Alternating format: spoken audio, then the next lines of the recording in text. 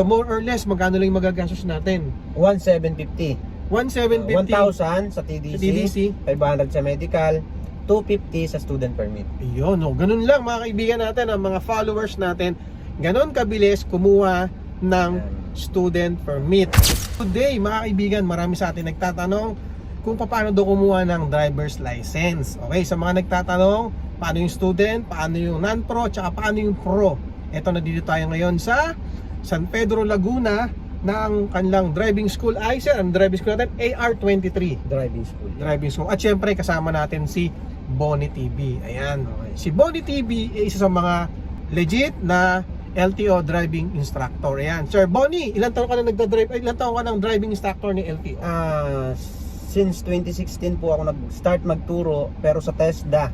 Nagtuturo po ako sa TESDA ng driving in C2, driving in C3, at welding in C1 and C2. Yan po yung mga tinuturo. Ganun katagal na siya sa driving school ni LTO. Okay sir, mabilis na tayo. Pero pakilala mo muna tayo yung sarili natin. Bonnie TV, yung channel natin, tsaka yung page natin. Magandang araw sa mga followers ni Papa Henry na hindi po ako kilala. Ako po yung si Bonnie TV as driving instructor ng LTO. Yan, meron akong 115 followers, 1,000 sa Facebook. Siyempre, yung link nasa baba na. Okay, tsaka yan, nandiyan nasa screen na natin. Ngayon, unahin na natin, paano ba ako makakakuha ng student permit? Kasi di ba yun ang unang step para ako magkaroon ng driver's license. Tama. Unahin natin yung requirements. Kung ano ba yung requirements kapag kukuha tayo ng student permit. Kailangan meron kang PSA, original, at isang valid ID. Okay. Ngayon, kung wala kang PSA at meron kang national ID, pwede na po yon. Bukod sa national ID, pwede yung passport. Okay? Next naman, pagka meron kang mga requirements na yun, kailangan pumunta ka sa driving school para kumuha ng theoretical driving course. Yung theoretical driving course, 15 hours po yon. Ikakandak ng 2 days, ibig sabihin 8 hours per day.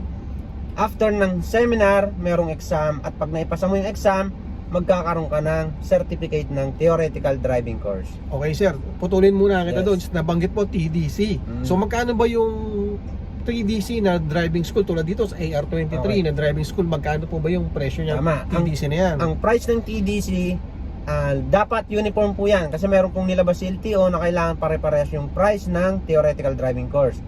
Meron po yan 1,000 na babayaran para sa seminar na 2 days. So yun yung tinatawag natin na TDC na seminar 15 hours. Yes. Tama. Yes. So okay na tayo doon. Meron na akong seminar, meron na akong requirements. So ano yung susunod na gagawin ko kapag nakumpleto ko na yung dalawang yun?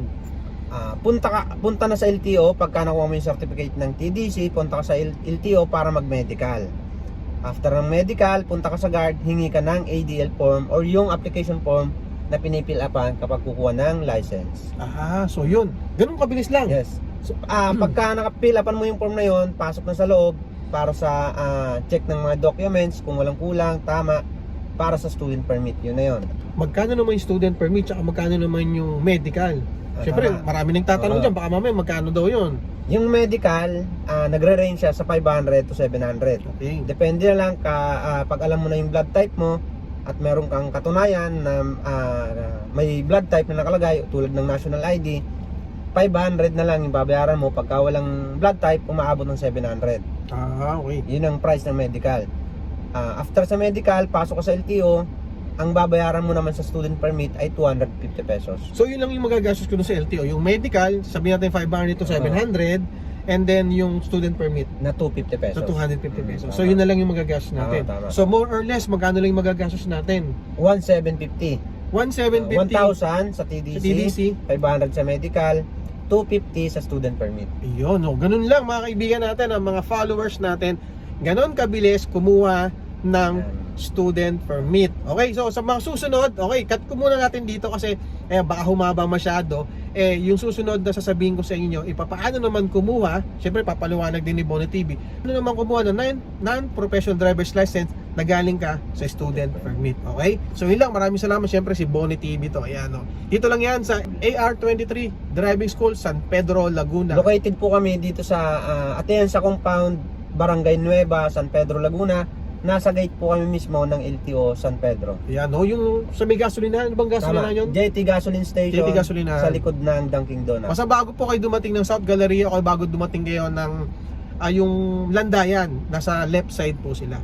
Open, kailan nag-open muna pala to si AR23 Ang Driving open School? po ng AR23 Driving School ay Monday to Friday lamang. Wala po kaming Saturday, Sunday. Okay, so yun mga kaibigan, na punta na kayo dito sa AR23 na driving school. So magbibigay po sila, meron po silang driving school ng TDC at saka PDC. So susunod na video natin ay paano kumuha ng non-professional driver's license from student permit. Okay?